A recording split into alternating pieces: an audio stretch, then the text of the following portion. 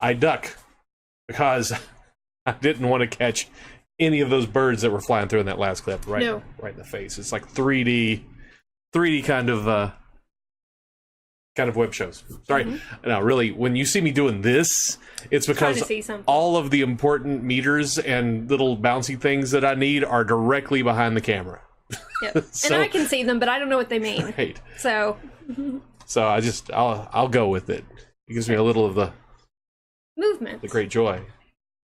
Boy, fluidity. What a week! You know, I can't say that I've actually had time to get out of the house this week, which is a shame since it's been so nice. I've been working, and luckily or unluckily, I've been working outside of my day job. I've been working outside, and it's been really beautiful. So I've had no problem with that. Now that it's not raining every day, that was wearing me out.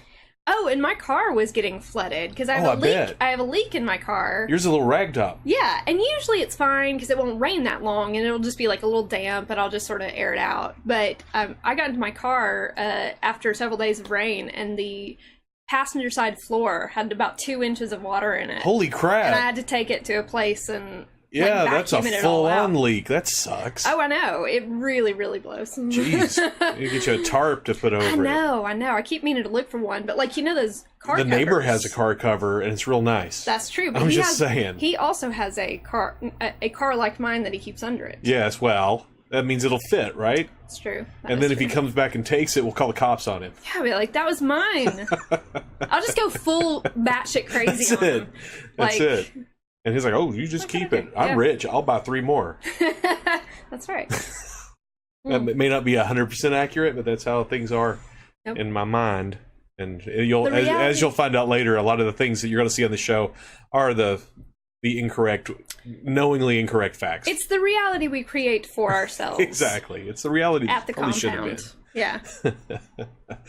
Yeah. Did you do anything particularly local East Tennessee in this weekend? Local. No. Yeah, that's been me. I ate at Sahib today for lunch. Oh, nice. Sahib that's one of those places that it's always good. But when you go to the lunch buffet, sometimes it's good, and other times it's like today, where it breaks through the next level, and it was fantastic today. I want to go back to Sahib. I hadn't been there in a long time. It was great seeing all the guys. Have been going there since it first opened, so now there's Shannon, come on in, grab you a seat. Where actually most places know me by this point. I'm there so often. I guess it's one of the things about living in a smallish town. You can probably hear the traffic. We've opened the windows here at the extension of the Tech Bohemia because compound. it is about 100 degrees in here. Yes, it is a little warm. Ceiling fans on. There's all kinds of noise around us, so bear with us. It'll all come out by the time you see the Facebook version of this, it'll sound perfect. That's right. And the podcast people are like, I don't hear a thing. Yeah, they're like, what's happening? But if you're listening to us live, you're just hearing some guy outside just screaming profanities at someone else. Yep. Yeah, I had my back door open today to let the air in, and about 3 times today I heard people having arguments on the sidewalk. Right. And I was like, I mean, normally it's just me and Bailey screaming profanity up the stairwell at each other. But that's different. These are strangers. Yeah, we don't know these people. You don't know me. You don't know my problem. Anywho, no, I've not really done a whole lot of anything else. You know what? I did do something, and you did something that was particularly East Tennessean. How did I miss such a great segue? I know, and I missed it too. You gave me the perfect open. Okay, let me go back in time just a little bit. Last week we did the show. We do the show every Thursday night, 8 o'clock to 9 o'clock. And last week I was particularly proud. We ended at 9 o'clock on the dot. We got out of here. Skipping a little bit, this show came together real easy last week. I had everything out by Friday morning. But Bailey leaves because sometimes we hang out after the show, sometimes we don't. She had to go, and not 4 minutes later, I get a text. Gonna need your help. Yes, because I drink throughout this whole show, and understandably afterward, I really need to pee. So I went up to my apartment and I opened my bathroom door. And what did I find there but a possum huddled next to my toilet from where it had fallen through. I have ceiling tiles in my bathroom, and it had gotten into the ceiling and tried to walk across them, I guess. Now, ceiling tiles, this takes some air quotes because apparently when they put in the ceiling above Bailey's bathtub, and it's just over the bathtub, they couldn't find the right size ceiling tiles, so they're kind of putting kind of crooked, and you make them fit. And a cat fell through them a few years ago and made them even more cattywampus. It's just sort of a cluster, like it. So little Possum's like, oh, this is my house. I'm going to go downstairs and dance on that guy's ceiling tonight. And the possum had clearly tried to climb back up because, like, I have a little stand in my bathroom that has like 3 shelves. Like, all this shit was like off the shelves. You could tell it was like, I just put a new toilet paper roll on. It was shredded. What's happening? Yeah. It was shredded to shit. Like, everything had dust on it. Oh, but it gets worse. Yeah. Everything had pee on it. Yeah, it had like dried possum urine. I don't know. Maybe it had been watching the show and it hadn't gone for a while. That's true. And so it falls and it's like spraying everywhere. This being the universal sign for I'm peeing everywhere. It's gender neutral. Yeah, this is gender neutral. And so it's stank. Yeah, which is why I spent about an hour cleaning with Clorox wipes, like the whole bathroom. I got rid of my toothbrush, but that's skipping ahead a little bit because he came up. He said, "I'm on my way." I go upstairs and the bathroom doors closed, and I was like, "All right, let's seal the." I am from Jonesboro, Tennessee, originally. I grew up in the woods. I'm not exaggerating. I grew up on the farm, on the cattle ranch. I'm more of a cowboy than most cowboys you're ever going to meet. So I grew up with possums. I mean, we would have pet possums, we'd have wild possums, I would visit possums in the woods. We had possums in the house, in the barn. I like you saying I would visit possums in the wood like you were a Winnie Pooh character. I was a lot like a Winnie the Pooh character growing up. I was somewhere between a kid in an 80s movie and someone living in the 7 Acre Woods. Yes. Yeah, I just imagine you in a little hovel with a little, like, a spool for a table. The worst was whenever I tried to go in and I got stuck, and then they had to pull. You. They had to push on one side and pull on the other. They give you a thing of honey to keep you. It was awful. Oh, I love honey. God, I'm sorry, I digress. So I know a thing or two about possums, believe it or not, and I'm like, okay, let's seal this stuff off. We got to make sure it can't get through this doorway. We don't want to run into the kitchen. And so there's a path from the bathroom to the back door, but the back door is like, I mean, steep steps that are going down. Yeah. So I'm like, okay, well, let's see what we got. Open the door, look inside, and sure enough, just the cutest little. So sweet. I have seen some cute possums. One of the cutest possums I have ever seen is just balled up. I'm pretty sure it was a female. Yeah. It was freaked out. Yeah. At first, I was like, "Oh crap, it's awful calm," but no, it was so terrified that it was just unable to move, and it's just curled up there. And I know they hate light, so I took my strongest flashlight. And our first tip didn't work very well because we sent it running right back under the bathtub. Yeah, I have a iron clawfoot. Right. And it went under there. And so Bailey goes under with a little like broom. A broomstick, yeah. And I've got, I don't know, I grabbed a grate off of my dog's kennel, and so she coaxes it out. And once it gets out, I throw the kennel down to close its escape under the bathtub. And Bailey gets her cat carrier for a rabbit. Yeah. Cat carrier for a rabbit. Well, you realize how much rabbit carriers cost these days? It's outrageous. The little carrier with the 2 little things sticking up on top. That would be so cute. I think we found a new industry. That'll be on the hometown store. You can get your bunny carrier. That's right. With the little ears. We'll do one for lop-eared too. That's great. Lop-eared ones. It just has like things sticking down the side. Just slightly on the side. And so a little coaxing, flashlighting, and I felt like the biggest jerk in the world because the thing was terrified. But and it was doing that thing possums do where they're like...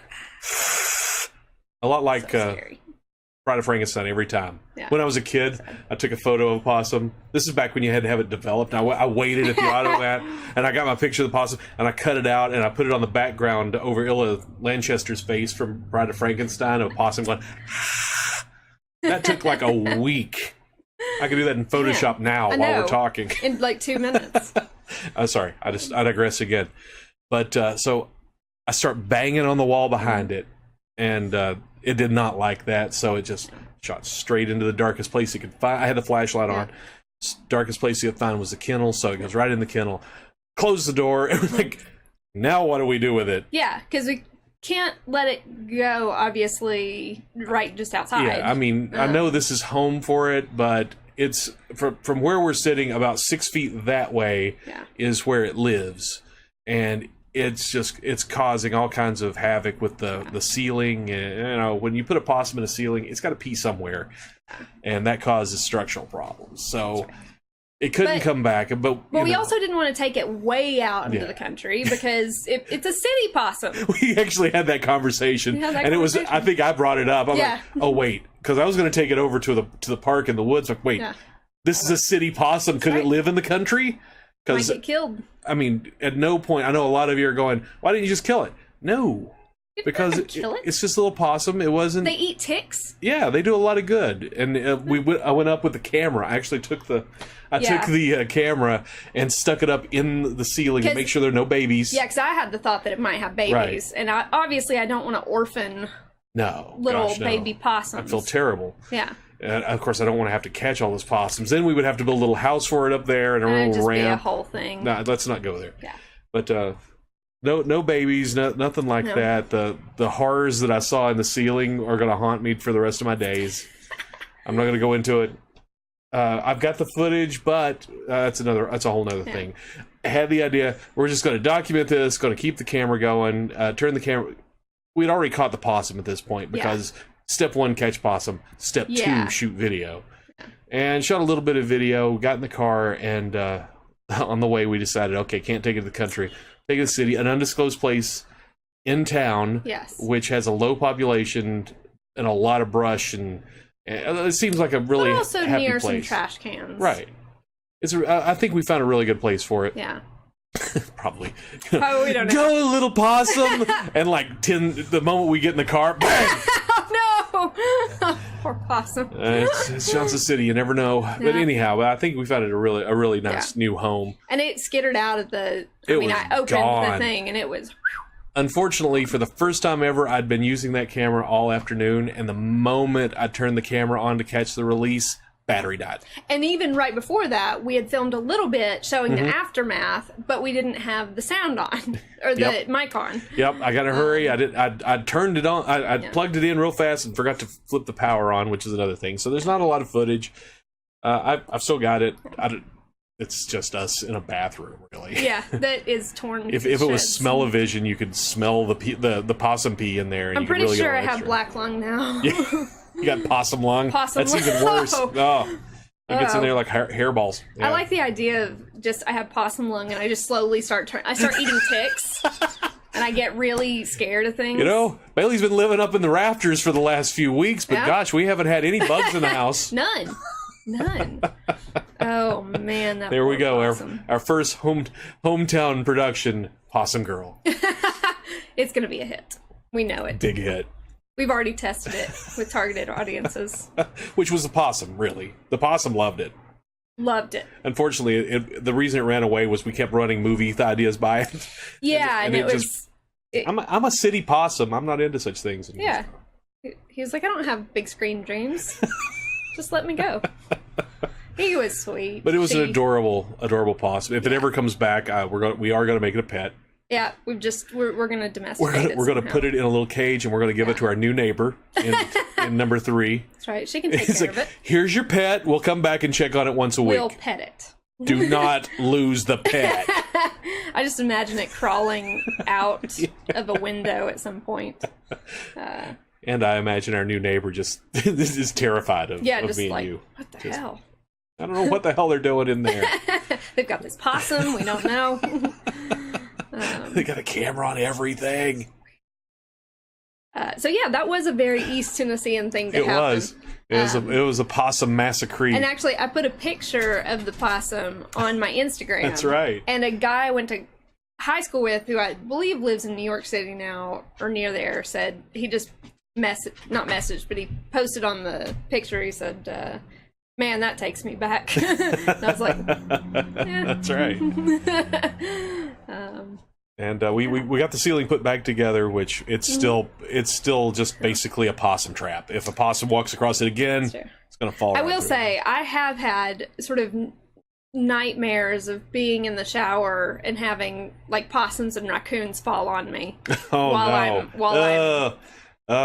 in my most vulnerable. Or even worse, you're taking a shower and suddenly they start giggling, and they just get real they get real judgmental, and it's like, come on, that's so sad, assholes. Well, raccoons keep felt. That's true. So don't a even lot of judgment for. We don't want raccoons in here because and that's when the whole neighborhood goes to hell. You know what? I think we may have made a mistake by not putting the possum back in the ceiling. You think because of the bugs? Because last night, basically like 2 nights after we got rid of it, now there are other things in the ceiling. Oh no! So what I wonder is if that possum was keeping off the raccoons. Oh, I hope. So it all kind of sucks. Luckily, though, the raccoons are smart enough not to walk across that. That's true, raccoon. But they're like, I mean, you're gonna come home one night and there's gonna be a raccoon on like a little harness, like. Okay. And have like some of my bread in his mouth. Yeah. Apples in its little opposable thumb. It's hands. like Mission Impossible forces moved into the house. That's what I'm afraid of. It's true. Jeez, but we're assured by the landlord that it's going to be taken care of. All last week. Yeah, the problem is they just always come back. Yeah. I mean, over the year, I've lived here for 6 years, and yeah, I've got a new hole which allows critters in, so it's like a freeway now. They come in here and they go up there. But that's the possum massacre. Any possum you can walk away from is a good one. Sweet possum. It was fun. I miss that possum. I do too. He was so sweet. Now the squirrels that are up there, I'm not going to miss them. I'm about ready to. Next time the squirrels are up there, I have a little access space in the kitchen. I'm jamming Verbal up there. You get him, Verbal. Unfortunately, I'm afraid that Verbal's going to go up there and he's going to go to the squirrel side, and he's going to start playing around with them, and it's going to be even worse. That's true. Because he will turn on me like that. Oh yeah, he's easily bought. Yeah. You don't even need to buy it; just pet him. Yeah. Well, that's a type of that is a bribe. I guess it is a bribe. Yeah.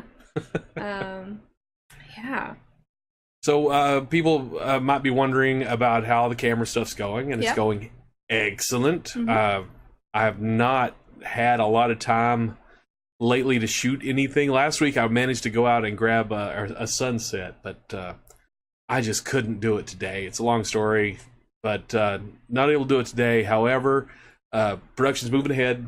We got plans. Yep. We've got some segments I want to do. This is something I wanted to do for a long time, but now we'll be able to do it. We're going to do some history. We're going to talk about Johnson City history. I have the book that made me a proud Johnson Cityan, Ray Stahl's Greater Johnson City, a pictorial history, out of print now.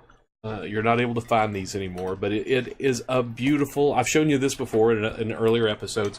It is just a beautiful book of photos of Johnson City as it was formed, as it grew, and it tells just in little bite-sized captions the history of Johnson City. I mean, the world. I've always dreamed of one day maybe writing a history of Johnson City. But not yet. Not yet. It takes a lot of work to write something. You got to really get your stuff together. But I'm going to be going to our pictorial history and taking some of the more interesting tidbits of history, and we'll basically base it around one of the photos or a group of the photos on a subject, and we'll just tell a little, maybe 2-3 minute story of that little bit of history of Johnson City. Just little bite-sized morsels. We'll put it in the show to debut it, and then maybe release it separately if people want to watch it all on its own. It's just more content, right? It's just more for people to watch. And learn more about this area. Yeah, and it's all about context. Yeah. It's so easy I know I travel a lot, and I go to these cities, and I don't know anything. I don't know how the city got there. I don't know where the city came from. But Johnson City, I've lived here so long, and I've come across so many interesting little tidbits that led to next tidbits that it actually has a really fascinating story. Johnson City is the town that should not have survived. Yeah. Because in 1893, Johnson City died. It was a depression, a panic, run on the banks in England, and it destroyed Johnson City. Luckily, there was one savior on the horizon that kept us going. You'll see in one of the history segments. I'm not giving it all away yet. No. I'm going to keep you completely ignorant of history until I'm ready to tell you what's happening. And here's another enticing tidbit that Johnson City was once considered one of the most dangerous places in not only the South, but in the States. Really? Uh-huh. You know, I've heard stories of that. I don't know. I have other evidence. There was a story in the New York Times in like 1930. Oh, right. Saying that you do not want to stop in Johnson City, Tennessee. That's because right. you will get mugged and stabbed, possibly shot. Yeah. I think it's the 1930s. We're no longer that interesting. Or are we? Or are we? Hey, you go into the wrong holler. That's true. You never know. They found us. Shred the evidence. Don't worry, the Techno-Bohemian missile systems are locking on right about... Oh, wait, no, it's medical helicopter. We'll let it go. Okay. You can't even joke like that on the internet now. I'm sorry. Never I know. mind. You're going to get us both arrested. I did not say anything like that. Yeah, we do not have a missile system. No, absolutely not. No. Our neighbors do. You want to go to 101 Unaka. That's right. They definitely have one. That's Scratch. Oh, good. I was worried you were just saying an address, and I thought, there are going to be some poor people. It's Scratch. Like, did they send you here again? Let's see. They do have a... Well, no. Never mind. Nope. I was trying to formulate a joke, but it didn't come fast enough. It just... That's okay. You know. I don't ever formulate a joke. It's just a losing proposition. I can't do it. How's your beer? It's good. Speaking of local, Well, this is from the. It's local-ish. I'm called It's Tennessee. Smith and Lentz Brewing Company. Is from Tennessee, Nashville, Tennessee. A friend of mine lives in Nashville. When she and her boyfriend come up, they bring me Nashville beers, just because they know I like things that are different I can't get here, and it's really good. I'd said that it was hoppy, but it's not. It's got a little bitter to it, that German bitter kind of taste. Oh. Just a nice little German beer. Yeah, I like that. Yeah, B-I-E-R, beer. Beer. I was actually earlier today, so I've been trying to come up with ideas for my business. And one thing I would love to do is edit dialogue for video game scripts. Oh, that sounds awesome. Partially because video game scripts, the dialogue, unless it's a big company, tends to be not great. It's written by modelers and artists. Right. So I thought, well, that'd be a cool thing to do. I love video games. Yeah. I love writing. Well, anyway, I've also been trying to write on my whiteboard in German just to force myself to do it. And what I love about German is I was like, I don't know what video game is in German, but I know what the word for video is and to play. And I was like, Videospiele. And Right. I looked it up, and it was correct. And that's one of the things that fascinates me about the German language. It's like there is no better way to say theater than in German, but it's a Lichtspielhaus. It's a house of light. House of light. That makes it sound like a church. I love saying it like that. Yeah, I just love saying it. Yeah, I like in the German language that you can just say pretty much anything. Like if you don't know the word for something, you can just ram two words together that sort of get the gist. Right. Like the word for pet is Haustier, which literally translates to house animal. Yeah. Yeah. I like yeah. I like how they put it together. Also, I like how it's terrifying. Schmetterling. No, it's a beautiful language. My dad, when it was in Germany, I guess it was 1964, he was stationed in Germany in the army. I wouldn't come along till 1970, but when I was a little kid, he had learned GI German, 60s GI German, which is the most sexist German that you could possibly learn in the history of the world. Imagine so. And so I learned GI German from a little book that they gave. It was a little book about that big that they just threw at all the soldiers as they went to Germany. This is during the Cold War. Yeah. East Germany, West Germany, and so they They gave me this little book, and so I grew up learning nothing but GI German. So I can cuss, I can order beers, and I can start a fight in any German situation. That's all you need, really, in Germany, I found. I still cuss in German, just because I can get away. I can get away with it. See, that's actually, I don't know many cuss words in German, which is sort of surprising since I love to curse and I love German. Learn them. They sound so great in German. Some of them. But I have a book from a English-Russian dictionary from before the Cold War ended, and it's sort of funny because it's mostly normal, like ordering at a restaurant, but sometimes you'll come across things that are very distinctly Cold War. Like there was a chapter that had a lot of things in it that was like, we cannot export to America, and like stuff like that. I'd say at the time that was a really useful phrase. Oh, I'm sure it was, because it was an embargo on everything. Yeah. And I have a little, like you were talking about, just a little booklet that they give to soldiers. I have one for Afghanistan.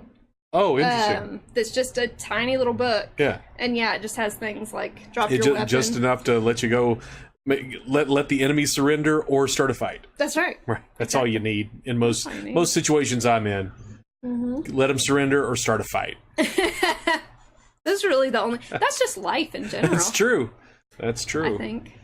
But this all started because I was talking about the camera gear. Well, we got some cool history stuff coming for you. Oh, and then we were talking about the beer, which that's why right. the German part came I up. was like, how the hell did we get to Germany? I know that was well. I just sort of assumed that I had brought it up because it's Germany. It is Germany. No, I understand. So it seemed reasonable.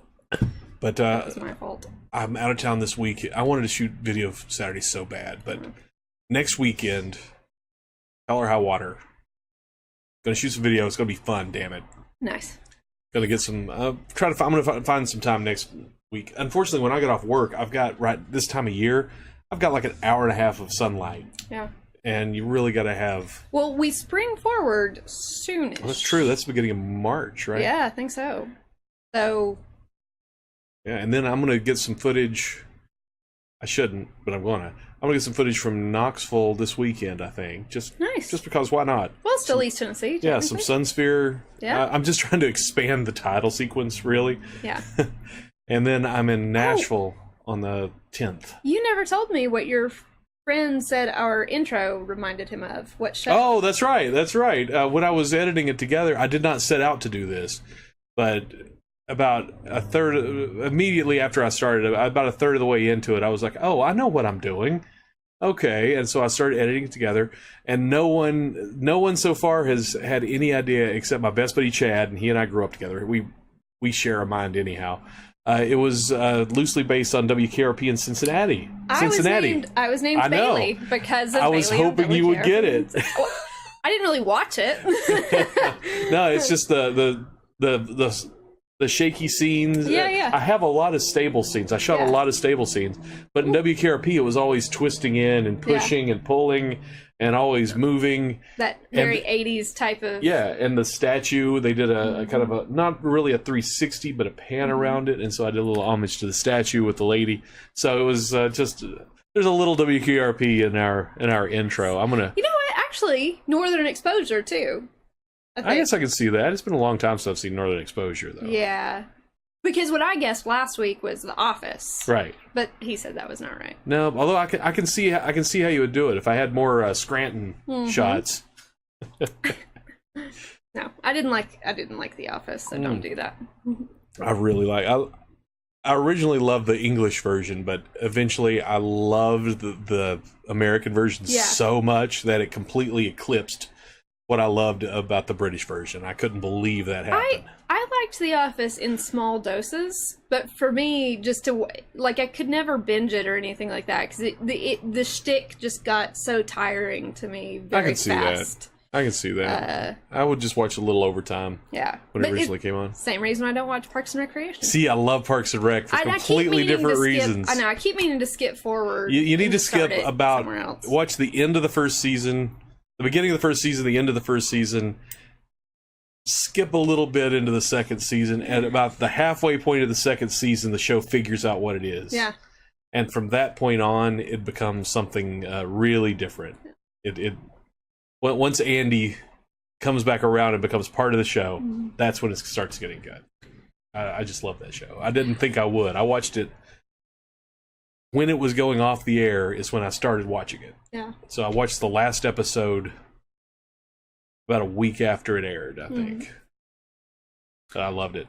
Community was good. Community was great too. It's one of my favorite shows. Community and Parks and Rec are on the same wavelength. Eventually Parks and Rec, but Community from the beginning. So good. In fact, Joel McHale's got his new show on. Yeah, that's right. Oh, speaking of entertainment, we got all kinds of entertainment to talk about. Joel McHale's got his new show on Netflix, which looks really good. I haven't seen anything about it. I've just seen like an ad. Yeah, I've just seen his little ads, and I like what I'm seeing. I like his sense of humor. Yeah. I like him, so I'm gonna check that out. One of the things I love about him, and I love actors like this in general, or singers, but he was a late bloomer as an actor. Like, he was in his 30s already, and he and his wife lived in Canada, and basically, I think this is the story, is that he was like, well, they as a couple were like, we're gonna move to Los Angeles, give it 2 years, and if you haven't made it in 2 years, we'll just go back. And of course, that's awesome. He made it. That's awesome. Yeah, and I love that. Like, partially because I'm nearly 30 now, and there's a huge part of me that's like, there's still hope. There's me too. I'm 47, and there's still hope. I'm finally getting, after 10 years away, I'm finally getting back into video. But there's not a lot of opportunity here. I've had lots of opportunities to go elsewhere and do things and all over the country, but I didn't want to do any of those. Yeah. There was always a string attached that was not worth uprooting from my family here in East Tennessee. I adore my family. I can't leave them without 100% certainty that that's what I need to do. And it sounds like I was avoiding it, but there was always a string that's not worth it. It was a deal breaker. Hello. Uh-oh. Hello, handsome. It is verbal time. Oh, we're good. This is where verbal starts kicking Bailey off the couch. That's right. That's why I'm so much closer now to the camera. Well, I guess I can sort of You don't really lean have back. much choice. Just use him as a sofa. Just lean. There we go. He's already almost asleep. He's on the couch. Yeah, there's no moving him now. I don't have the verbal cam anymore. I need to bring back the verbal cam. No. Also, I saw Black Panther Sunday at the theater up the street, the AMC. It was really great, and people keep raving, and it's the best reviewed movie on Rotten Tomatoes ever. It beat out The Wizard of Oz. Well, The Wizard of Oz is a shitty movie. So The Wizard of Oz is a great movie. We're gonna have a fight right here on camera. Moving on. We'll get back to that.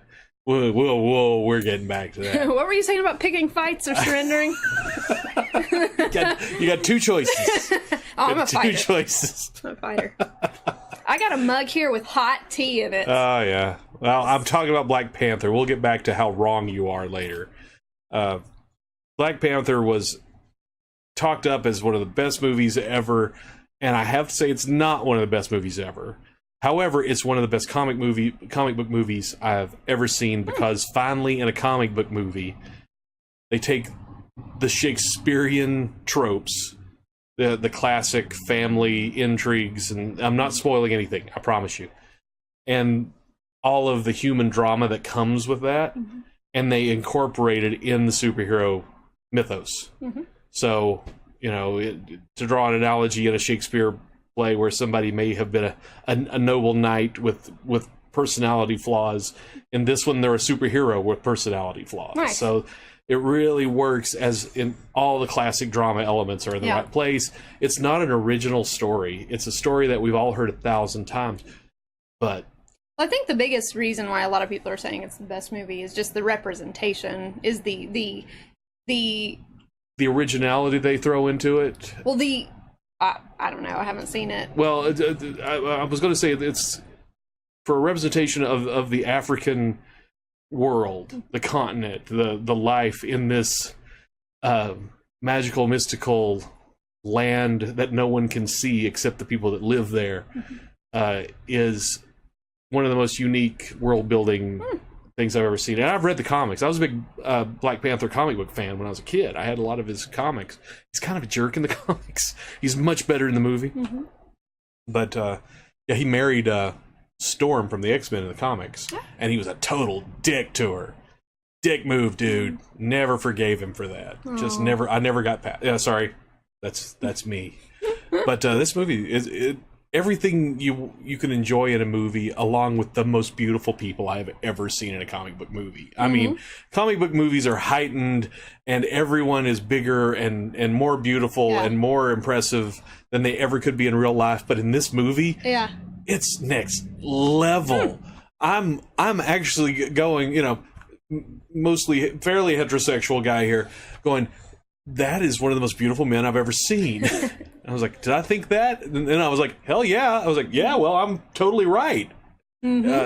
Just a beautiful, beautiful cast, and the set design, the costume design. If they don't win something for costume design, there is no justice in the world. I was on campus today. I work at a local university.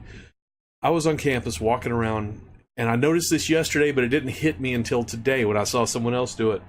There was a girl, she was black, wearing basically the Wandakan clothing. She was wearing metal epaulets on one arm. It's fashion, but it's a design of an epaulette that goes over the shoulder. She was wearing metallic sandals with like a shin guard coming up. It was all very shiny. And it just had that whole futuristic African tech that I've never seen before from the movie. And that blew my mind that it's catching on culturally, and I can dig it because it's beautiful. It's just a beautiful aesthetic. I'll have to see it. I recommend it. I know you're not into the genre stuff. I am completely submerged in it. So I would say, who is it? Who plays Tony Stark? Robert Downey Jr. I've never seen any of those movies, partially because his facial hair is so extraordinarily bad. But that's in those. It's exactly like the comic, though. That's what he's got to have. But I don't want it. You want the Chaplin Robert Downey Jr. You want the... I want something that looks like there isn't a caterpillar glued to his face. Well, that's Tony Stark, though. That's the character from the comic. Buddy, don't be a big jerk. Well, Edo, I got your foot. Actually, you can move over here if you need to, and I'll move fine. the camera around. The dog's a big jerk. He is slowly adding more and more pressure. Yeah, here, let me see what I can do here. I think I can do this without messing things up. He's got see, he's right there. There he is, and do I have any cable? Here we go. He's just pushing. Like, get out of the way. Yeah, he's move like, it. You should not be here. This is my place. Why he can't relinquish it for 1 hour one day a week. He cannot stand anyone being in his spot. This is at night. We're asleep. He sleeps on the corner of my bed, on his bed over there, and on this couch, and he just does the circle. Just right here. Right in his face. You're in the you sat down on the freeway. It's all right. What else did I see? There was another great thing I saw this week. I don't remember what it was, so we won't even count it. We'll move on. If we think about it, or if you think about it, I don't know. I'm not a mind reader. It was something really worth seeing. It'll hit me another day. Yeah, it's another conversation for another time. What was it? A couple weeks ago, we went out to eat with some friends. Chinese New Year. Magic Walk, yeah. And Magic Walk, awesome as always. After Magic Walk, we went downtown to Dos Gatos. If you've been in Johnson City, you knew Nelson's Fine Art for 30 years because it was pretty much Dick that started First Fridays and if any one person started that little movement that brought downtown to where they're at now, it was Dick because he just believed in it and he wanted people to come to his business. So the only way to do that is give people a reason to come downtown. And so it was Nelson's Fine Art for years. First Friday was an art opening. When it started, when you said you're going to First Friday, that means you're going to Nelson's to look at art. Yep. And it grew over the years since then, and it's become something bigger. Well, Dick, he closed down Nelson's this year. Kept the framing shop out back, so you can still get your pictures framed, and they're great. I mean, Stacy does the framing, Dick does the framing. And I'm not just because they're friends of mine. If you want quality done, that's where I take Oh, you can't see it. Right behind this curtain here, there's a beautiful framed drawing by a friend of mine that they did. But we went down to Dos Gatos. I just had a coffee. And it was, oh, he's done with you. Whoa. Pushing me off. He swept you. He was like, yeah. And I tried to stop it, but I was like, you know what? If he's trying to get out, I'm just going to let him do it. Go. I'm just going to let him do it. It's fine. He's in the floor now. Yeah, by his little dragon. But I had the coffee. You had one of the fancier drinks, right? I had a rooibos chai tea. It looked beautiful. And it tasted really, really good. And I had a scone. Oh, yeah. You had that almond scone because they also have them. Scone, yeah. They also have them up at Open Doors up here. The same provider provides them up there. I think our other friends had the Pop-Tarts, little heart-shaped Pop-Tarts. But they're homemade. They're really, really good. I think they have toaster strudels there too, homemade toaster strudels. Ooh. And I want to try one of those so badly. I haven't seen those. When I was a kid, toaster strudels were... Oh, a homemade strudel by itself, just a strudel. It's one of the better things on earth. It's true. It's delicious. But we were down there eating some Dos Gatos. Mm-hmm. That was the night Dick pointed out to me. He was working behind the bar that night. An article in the Johnson City Press. You can find it online. I just want to point this out because they get a really nice review in the Johnson City Press. And I haven't eaten Almond Rose Scone. Oh, there it is. They had what I had.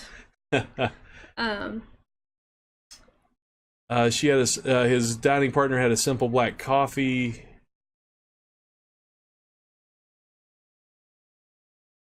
I don't know why they put that heading there. Bacon cheddar scone. Oh, that sounds good. Gingerbread scones. Oh my gosh. I do love a good scone. Anyhow, I'm not going to read the whole thing to you, but they do a really, really great review of Dos Gatos. Now, go ahead. I was going to say, I will say, the review, I haven't read it, but Dos Gatos is really, really good. But I will say this about Mystery Diner in the Johnson City Press. I have never, ever, ever seen them say anything bad about a restaurant. Yeah. And so I don't... If I've never eaten there, I don't trust them. Well, I think a lot of it is they don't review the restaurants they don't like. And they have done so. But they should. I agree. That's part of it. In fact, maybe this show will eventually, one day, incur my wrath. But I will call out places that are not good. Because life's too short to not eat good food. And I can sort of get the idea that you don't want to be negative. But if you eat at a restaurant and you have a really bad experience or the food is bad... That's just part of the review process. Yeah. So that does annoy me about the Mystery Diner. I think I might know the Mystery Diner, and this is not their primary job. Yeah. They have to live in this town, so I can see why they would want to err on the side of good reviews, accentuate the positive. But yeah, but I'm with you. Yeah. If I ate at a place this week that I've been wanting to eat at for a long time, and although it was okay, there was something about I can't even give you specifics. Yeah. Usually, and wrong. With me, I'm usually really good with explaining what I'm thinking, and if I thought and actually wrote it, I could do it. But in there, I wasn't comfortable. I didn't enjoy my sandwich like I feel like I should have.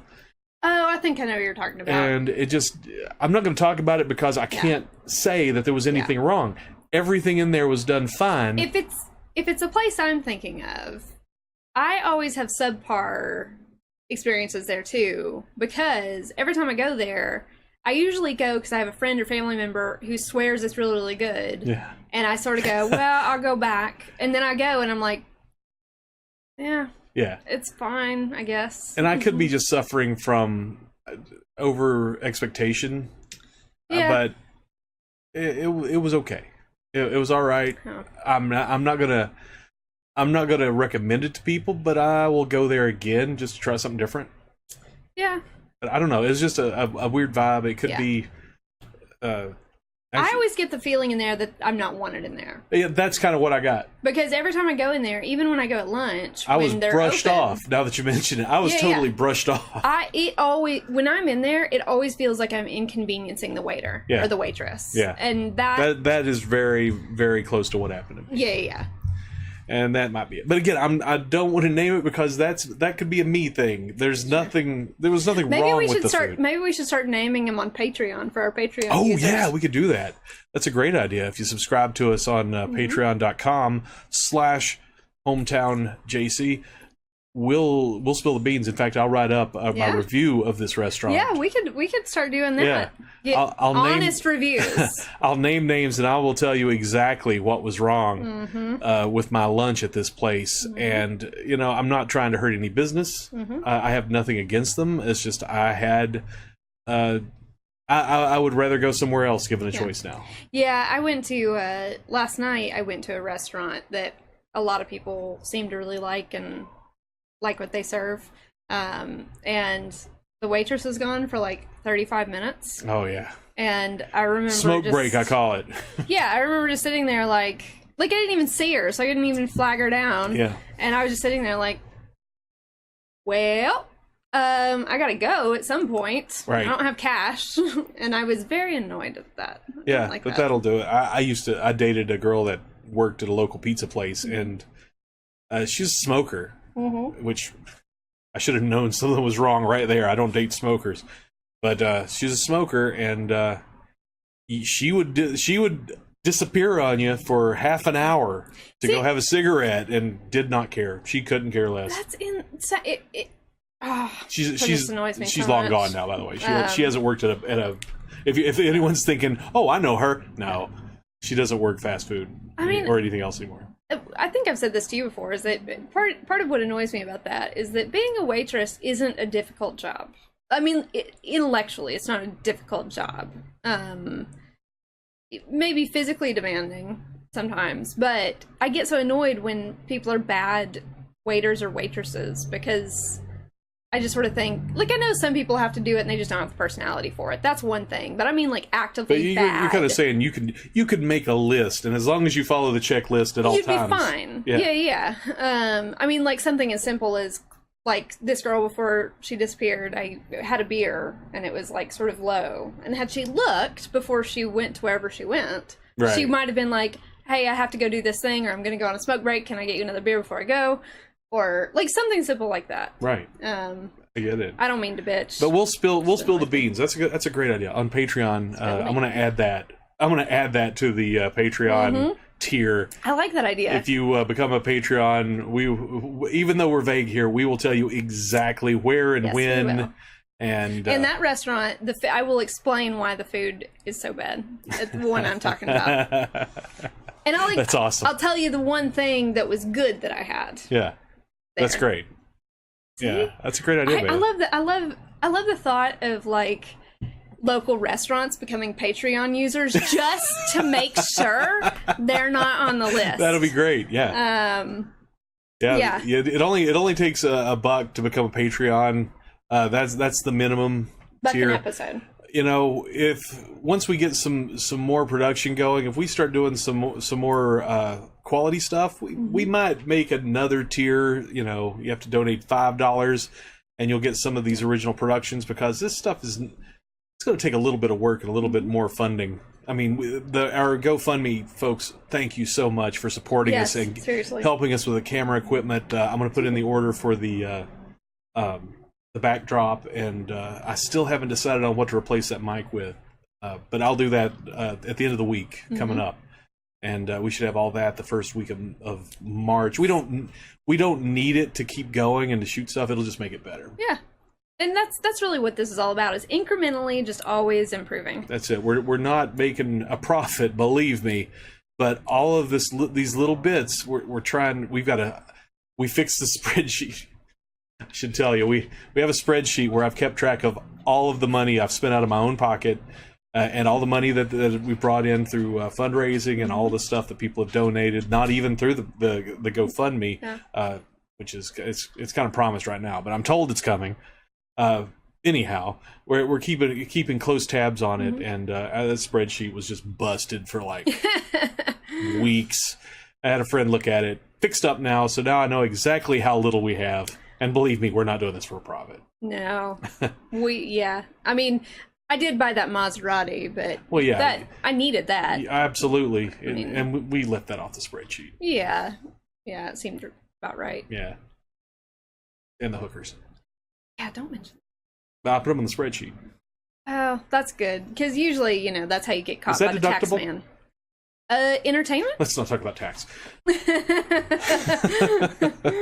But thank you so much, and yeah, I like that. Well, we need to start using Patreon more to the full advantage that we and can I like that's something I like the thought of doing, just because I like writing and I like food. Yeah. Because I feel when it comes to me contributing to Patreon, which I've never done, I think I just kind of get a thing in my head where I'm like, I could take a picture of this, but I don't really know why it would be useful or interesting, or so then I talk myself out of it. But the thing is, the Patreon stuff is just it's extra stuff. Yeah. Anything you put out there is a bonus. It's something to show our appreciation for the folks that are donating that money every episode we put out. And we've cut that in half lately. We used to do 2 episodes a week, and we will be doing 2 episodes a week again. Yes.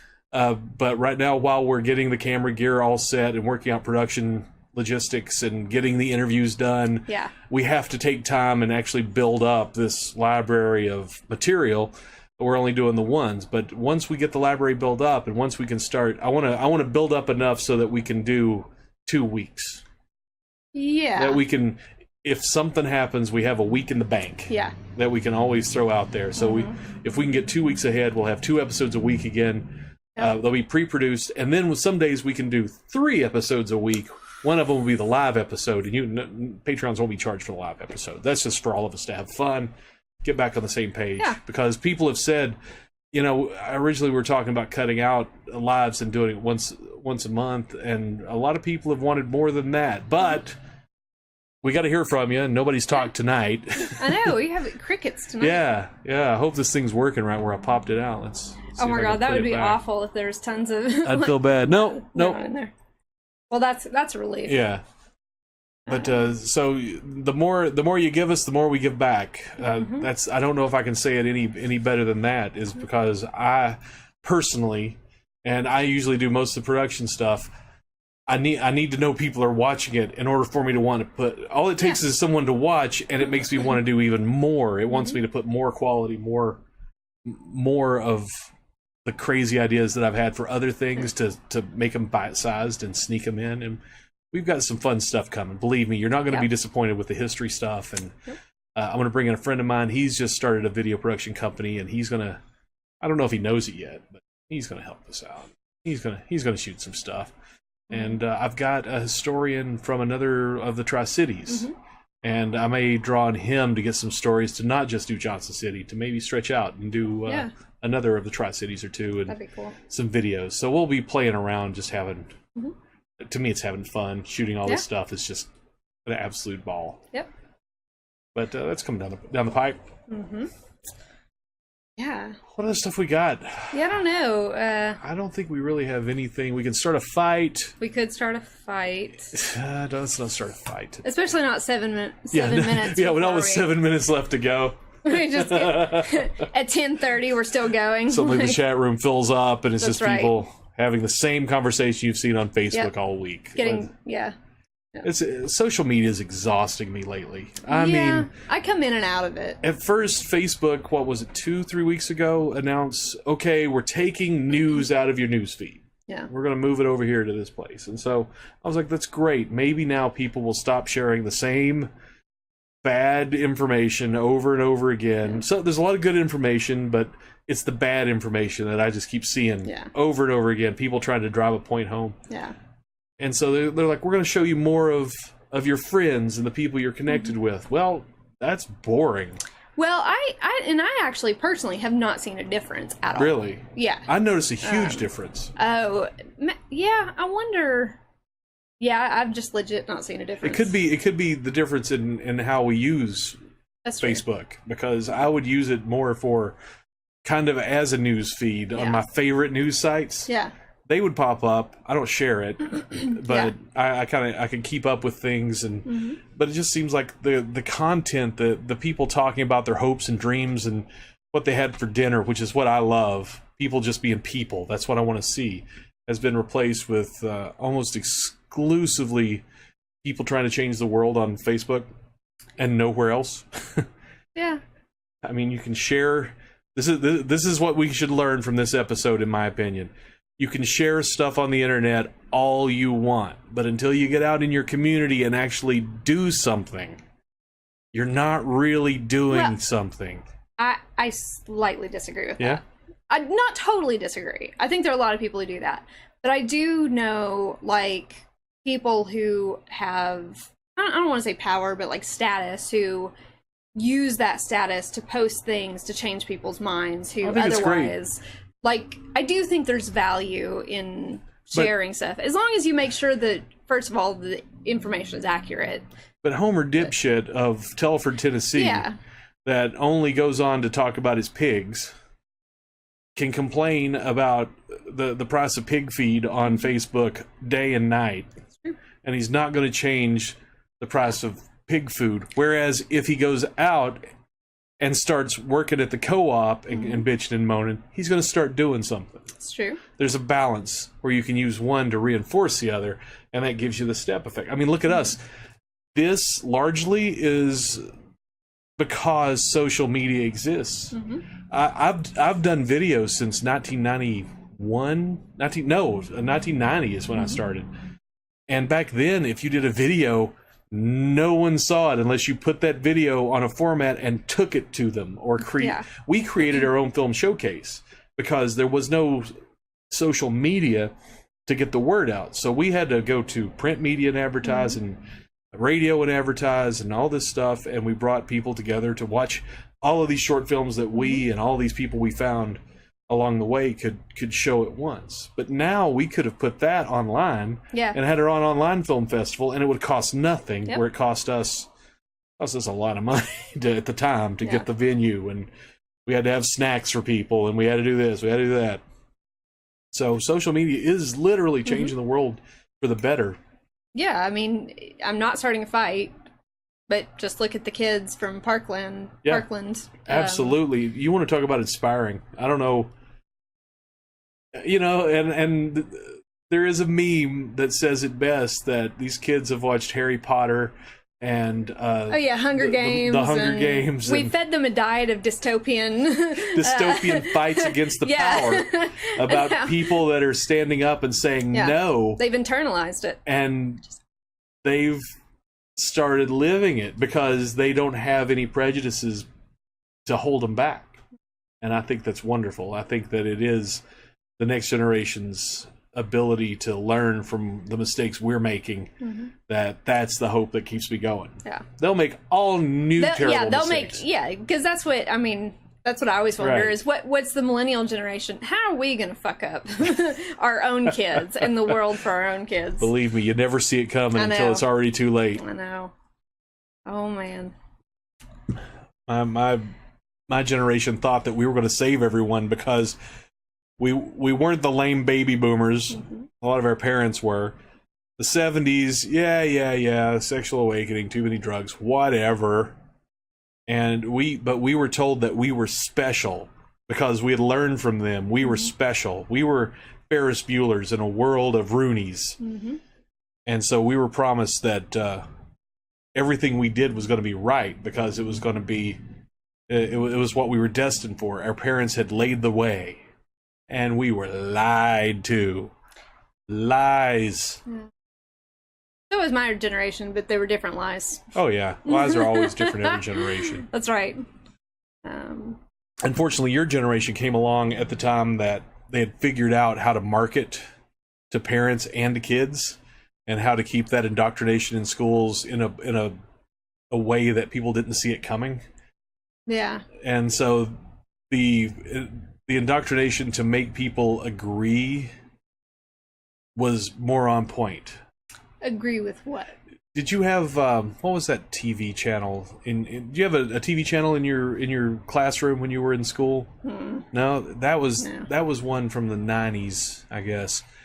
I mean, like sometimes we would watch videos like on a VHS on a TV that they'd roll in on this cart, but we didn't have a channel. There was a time in the 90s when they put this, I forget what it's called. It was one channel that came on at a certain time every day for kids in schools. It was all across Tennessee, and it was a very positive learning environment message that also kind of gave the implication that yes, always trust the powers that be. We are here for you. We have given you television. And that kind of insidiousness, that's what kids are exposed to. In general, but with that, like with the authority thing, I do think that's pretty common throughout. Always has respect been. your mother and father sort of idea. Yeah, but there's also, you are in a safe spot right now where no one could possibly ever mess with you because we have given you this. Man, I want to know what kind of dystopian school had this type of It exists out there thing. Right now. It's there right now. The channel? Oh no, the channel closed in the late 90s. It was at Channel 1? Just to let you know, it is 9:01. Oh, we're going over. I'm sorry. Yeah, I saw it happening, and I was kind of like, but but we didn't put our big clock up. That's what it was. And so yeah, and I started talking dystopia, and there we go. It still exists. Channel 1 News. And there's the one for today. I'm not gonna go. This doesn't look like it's for kids. That's the thing. Oh, maybe it was in high schools. Well, But, yeah. We'll get back to it. We'll talk about it again sometime. That's one of the things that when it came out that I was like, Actually, I'll show it. Let's see. Oh. My possum, if I could, would it show? I didn't mean to. I was just looking at the time. What I should have done is loaded it up on Instagram. Yeah. Let me do that. I tell you what, on Facebook, here's the possum. I already did the Facebook possum. No, I'm just showing. Oh. I'm going to edit that in later. Hey. This is all just bonus. There we go. Oh. There's the little guy. Little guy. Okay, okay, here we go. Well, yeah, we'll leave you with the possum. That's it. There we go. There's our little possum. Look at her or Just him. so cute. I'm pretty sure that was a she. Yeah, she was cute.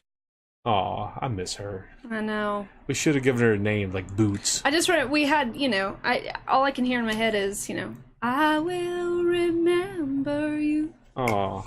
All I hear in my head is Yeah, there's that too in the background. and with that, we're gonna leave you. Yeah. Y'all have a great week. We'll see you next week on Hometown East Tennessee. Hopefully I'll have a little something produced. No promises, but I hope so.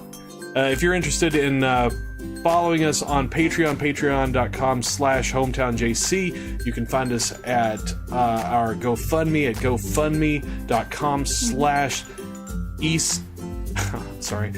GoFundMe.com/HometownEastTN. Yeah. Luckily, it's on the screen on Facebook. And generally, just write us at Hometown Live, Hometown JC Live. I can't get any of these right. It doesn't matter. You find us, send us a Facebook message. Yeah. We got to go. We're running late. Yep. Good night, everybody. Bye.